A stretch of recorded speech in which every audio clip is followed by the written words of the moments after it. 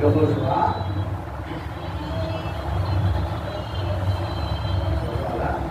24వ అధ్యాయము కాండాలని అయిపోయిన 24వ అధ్యాయం 15-16. కాబట్టి మీరు యెహోవాయందు భయభక్తులు గలవారై ఆయనను సేవించాలనా?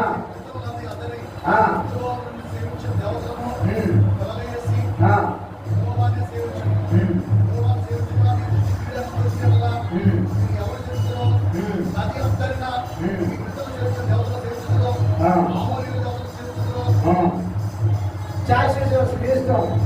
నేను నా కుటుంబం యెహోవాను సేవిస్తాం, మీరు ఎవరు సేవిస్తారో సేవించుకోండి. 40 సంవత్సరాలు మనం విడవకుండా అన్నపానంతో పోషించి నడిపించే దేవుడిని నేను సేవిస్తా, నేను ఆరాధిస్తాను. ఇప్పుడు నేను భగవంతు పెట్టను. ఎందుకంటే వాళ్ళ హృదయాంతరంలో విగ్రహాలు ఉన్నాయి. వాటిని తీసేసుకుని చెప్తే కనుక వినే మందం కాదు. వాడు అక్కడ నశించిపోతున్నారు కానీ దేవుడు మాటలు లోకడతాం. ఏమండి, ప్రవక్త చెప్పింది వింటున్నాం, రాజులు చెప్పింది వింటల్లా, కడచేలు పెడుతున్నారు. కాబట్టి యెహోషువ ఇక్కడ ముందుకి వక్కాడిస్తాడు. ప్రభుత్వం ఏమంటానంటే, నేను ఆ ఇంటి వారు యెహోవాను సేవించాను. మరి నువ్వు ఎవరు సేవిస్తావు? ఆలోచించుకో. దేవుడు మనం చేశాడు. బైబిల్ గ్రంథం ప్రపంచ గ్రంథమైన పరిశుద్ధ గ్రంథంలో బైబిల్ మనకి ఏం చెప్తుంటే ఆది గ్రంథంలో దేవుడు మనల్ని సృష్టించాడు. ఎలా సృష్టించాడు? ఆయన ఆకారంలో, ఆయన కోరికలో మనం సృష్టించాడు.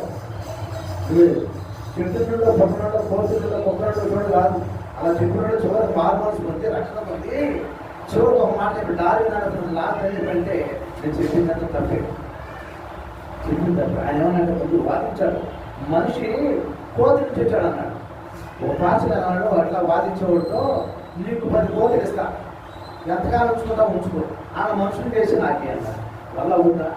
మనిషి మనిషే, ఆయన మనిషి పక్షులు పక్షులే, చేపలు వీటన్నిటిని దేవుడు సృష్టించాడు. మనం దేవుడు సృష్టి, ఆయన కోరిక. కాబట్టి ఆయన సేవించాలి, ఆయన్నే ఆరాధించాలి. దేవుడు మనం చేశాడు. నువ్వెవరు చేశావు? ఏమండి, ఎవరు చేశావు? దేవుడు మనుషులు చేస్తే మనుషులు దేవుడు చేశారు. వాళ్ళు ఇష్టంగా చేశాడు. తల పెడతాడు, తోక పెడతాడు, చేతులు పెడతాడు, కాళ్ళు పెడతాడు, 100 రకాలుగా పెడతాడు. తప్పది. దేవుడు స్వరూపాన్ని మనం ఒక ఆకారం షేపు ముఖ్యంగా ఉండాలి, నోరు ఎక్కువ ఉండాలి, జ్ఞానం ఉందా, గోతించడానికి చివరికి చాలా పశ్చాత్తాపడ్డాడు. సాక్షి చెప్పాడు. దాని మీద నేను చెప్పింది తప్పు. యెహోషువ చెప్తున్నాడు, నేను నా ఇంటి వారిని యెహోవాను సేవించడం, మీరు కూడా యెహోవాను విగ్రహాలు చేసుకోవాలి, విగ్రహాలు సాష్టాంగ పడవద్దు అని చెప్తున్నాడు దేవుడు. అందుకు ప్రజలు యెహోవాను విసర్జించి ఇతర దేవతలను సేవించినట్లా మేము శాపగ్రస్తులమవుతాం కాక. శాపం వస్తుంది. ఏం కొట్టేసుకుంటామో ఎక్కువ చేసుకోవాలి. ఏమండి, ఇప్పుడు కొన్ని దుర్ఘటనలు అవంతరాలు జరుగుతున్నాయంటే దేవుడికి నువ్వు లోబడకపోవడం వల్ల మనం దేవుడికి లోబడాలి.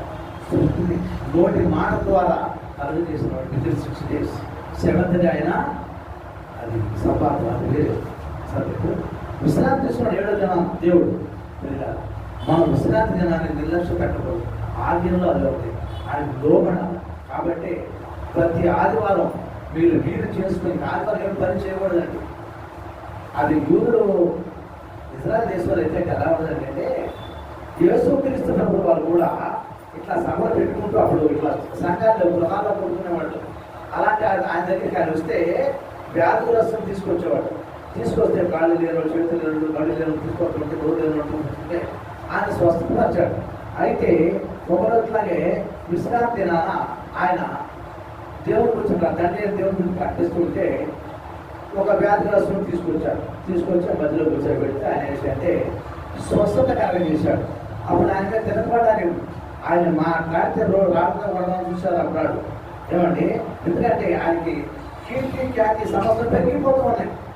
చనిపోయిన సందర్భం బ్రతికిస్తున్నాడు కదా. అక్కడ ప్రధాన యాజకులు వీళ్ళు ఎవరైతే ఉన్నారో వాళ్ళకి చాలా గట్టిగా ఉంది. కాబట్టి ఏం చేయాలి? మా ధర్మశాస్త్రం అంటే 7 రోజులు విశ్రాంతి తీసుకోవాలా. విశ్రాంతి రోజున లిమిట్స్ వస్తుందా చేస్తున్నావు తప్పని ఖండించాలి. అరే విశ్రాంతి దినానికి దేవుడే నేను అన్నాడు ఆయన.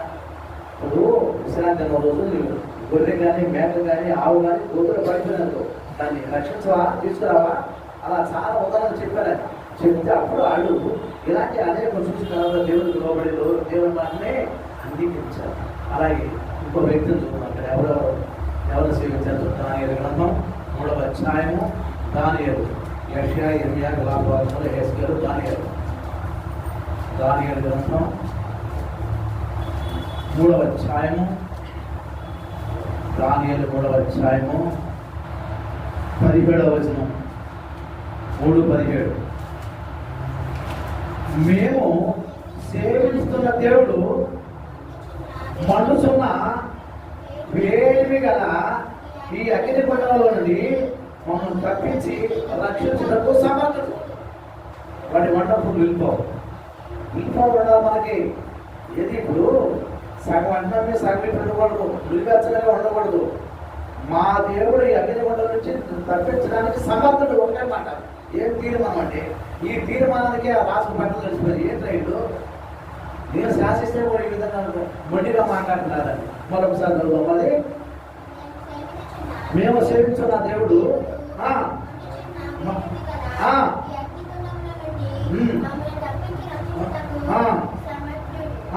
మరియు నీ వశమైన ఉండకుండా ఆయన మమ్మల్ని రక్షించును. ఒకవేళ రక్షించకపోయినాను రాజా నీవు నిలబెట్టిన విగ్రహానికి మేము నమస్కారం కూడా చేయం. ఓన్లీ ఒక సెల్యూట్ చేయండి అంట.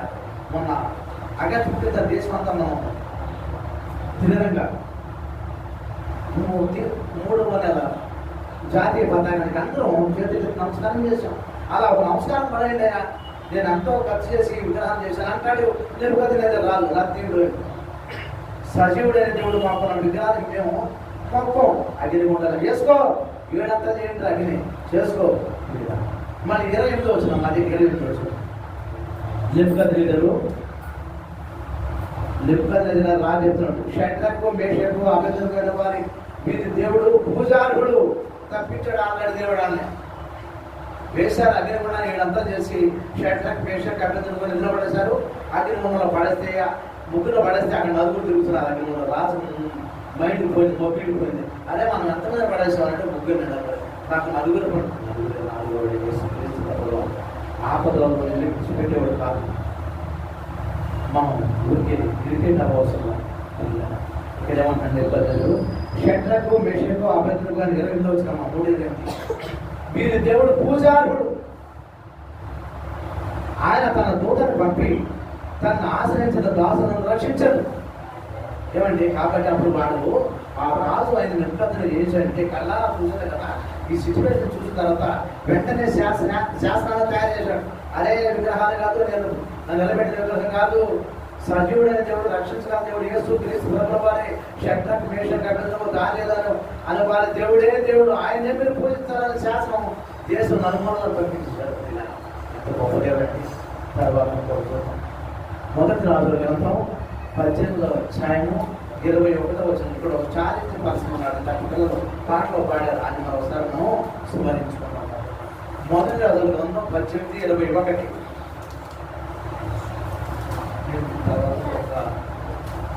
ముగిసిన తర్వాత అయ్యగారు ఆయన మొత్తం అందిస్తారు. మొదటి రాజుల గ్రంథం 18:21.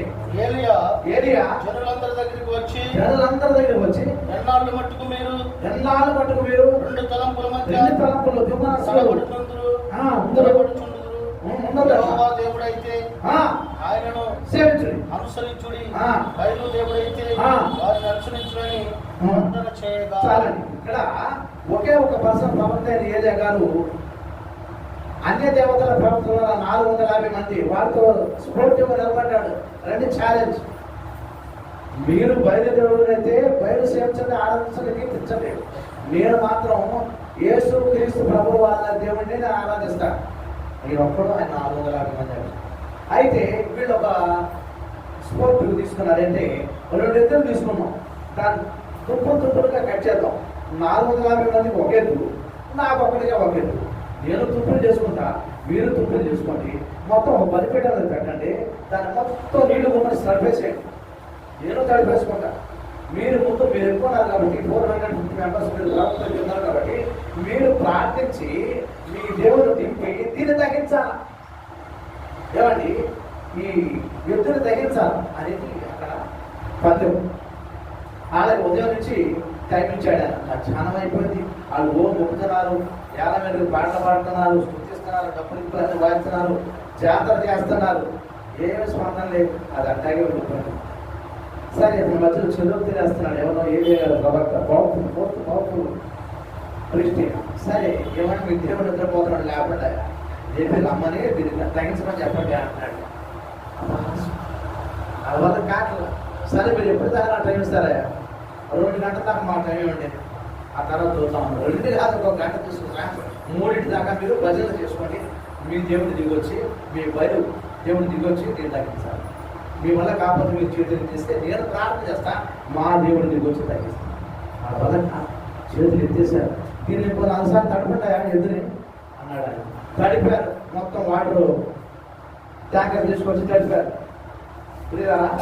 తడిపితే సరే నేను ప్రార్థన రంగంలో దిగుతున్నాయా అన్నాడు. ప్రార్థించాడు. ప్రార్థించే చేస్తే తగ్గించు అగ్నిగా దేవుడు దిగొచ్చేసి ఇక నీళ్లు కూడా ఎండిపోయినండి. నీళ్లు కూడా పెట్రోల్ కాలిపోయి ఎదురు ముక్కలు కూడా కాలిపోయి. ఎవరు చేశారు అక్కడ? అందుకే చెప్పాడు మీరు అయితే దేవుడిని ఆరాధించండి, లేదా మీ దేవుడు అంటే బయలు ఆరాధించండి. కానీ ఇక్కడ ఏం జరుగుతుంది? ఇక్కడ సిచ్యువేషన్ చూసారా? Most powerful. ఇదే దేవుడు ఇక్కడ ఎద్దును తగ్గించిన బలిపెట్టిన ఎద్దును తగ్గించిన దేవుడు ఇక్కడ శత్రుక్ మేషక్ అబేద్నెగో అనే వారిని ఆయన అందులో కాపాడు. ఏమండి ఏంటో ప్రార్థన చేస్తే వర్షం పడుతుందంటే వద్దనుకుంటే వర్షం అయిపోతుంది. సృష్టికర్త అండి. సృష్టిని ఆరాధించడం కాదు, అది కాదు. సృష్టికర్తనాడు. సృష్టికర్తనాడండి. ఆయన మనం వేడుకోవాలి, ఆయన సేవించాలి, పూజించాలి, ఆరాధన. కీర్తన గ్రంథం 2వ అధ్యాయం 11 చదవమ్మా. కీర్తన గ్రంథం చాప్టర్ 2 వర్సెస్ 11, 12. కీర్తన గ్రంథం 2వ అధ్యాయం 11 చూద్దాం. ముగిస్తున్నా చదవాలి. కీర్తన గ్రంథం 2వ అధ్యాయము 11 నుండి లాస్ట్ వరకు. భయభక్తులు కలిగి కాబట్టి రాజులారా వివేకులై ఉండి, రాజులు కూడా చెప్పినట్టు భూపతిలారా బోధనందుడి. బోధ అంటే ఇదే బైబిల్ గ్రంథం చెప్పింది బోధ. అందరికన్నా పెద్ద బోధ యేసుక్రీస్తు వారు. కాబట్టి రాజులారా వివేకులై ఉండి, భూపతిలారా బోధనందుడి, భయభక్తులు కలిగి యెహోవాను గడగడలాడుచు సంతోషించు. ఆయన కోపం త్వరగా రగులుకొను. కుమారుడు ముక్తి పెట్టుకోడు. ఎవరి కుమారుడు? అవునండి. దేవుడు లోకం ఎంతో పరిమితిన కాక తన అతిథి కుమారుడైన యేసుక్రీస్తు ప్రభువు అని మనకు దానంగా బలిగా ఇచ్చాడు. ఆయన ఎంత విశ్వాసించిన ప్రతి వాడు నశింప కలిసి పొందినట్లు ఆయనను అందులో ఆయనే కుమారుడు. కుమారుడు ముక్తి పెట్టుకుని లేని ఆయన కోపించును. అప్పుడు మీరు త్రోవ తప్పి నశించేదకు నాశనమేవారి అన్నమాట. దేవుని దగ్గర రావాలి. ఆయన చూపించిన మార్గంలో మనం నడవాలి. ఆయన కీర్తించాలి, సేవించాలి, ఆరాధించాలి, పోయాలి. ఆయనను ఆశ్రయించే వారందరూ ధన్యులు. ఆయన ఆశ్రయించేవారు ధన్యులు. ఆయన ఆశ్రయించకపోతే ఏమవుతారు? అప్పుడు మీరు త్రోవ తప్పి నశించారు. చూస్తున్నారా? మీరు ఇంకేమైనా చదువుకోండి. చాలా చక్కని వాక్యం. కీర్తనను చాప్టర్ 1 కానీ 2 కానీ చక్కగా మీరు స్టడీ చేయండి. అసలు వాక్యం అనేది మన హృదయాలలో ఉండాలండి. ఇట్లా గ్రంథాల నుంచి ఎక్కువ తీసి చదవటం కాదు. ఇట్లా ప్రపంచ దేశాలు ప్రపంచంలో ఎవరంటే వాక్యం హృదయవంతులు ఇశ్రాయేలీలు. అందుకనే వాళ్ళని 65 దేశాలు సంవత్సరాల తరబడి యుద్ధం చేసినా వాళ్ళ నశింపు లేదా వాళ్ళ దగ్గర ఉన్న వెపన్స్ ఎటువంటి అంటే ఏ దేశంలో ఎవరైతే వీళ్ళ మీద శత్రుల మీద రాకెట్ కానీ మిసైల్స్ కానీ వేశాడో ఇక్కడి నుంచి వాడు బయలుదేరి దాన్ని ఎదుర్కొని తీసుకొని ఆర్డర్ చేసేస్తాం. ఏమండి? ఎందుకని దేవుడు అక్కడే పుట్టింది, అక్కడే మన కోసం ప్రాణం పెట్టి రక్తాన్ని చెల్లించాడు. రక్తానికి మరి అమూల్యమైన విలువ ఉంది. ఆయన రక్తం పెట్టి మనం కొన్నాడు గొప్ప దేవుడు. ఇటువంటి దేవుడు మనం దేవుడిగా కలిగి ఉన్నామంటే ఆయన ఆరాధిస్తున్నాము, శుద్ధిస్తున్నాము, ప్రతి సండే దేవుడి సన్నిధిలో మోకరిస్తున్నాము, ఆయన పాట పాడుతున్నాం అంటే గాడ్స్ గ్రేస్. దేవుడి నామాలు ఇప్పుడు మాటలు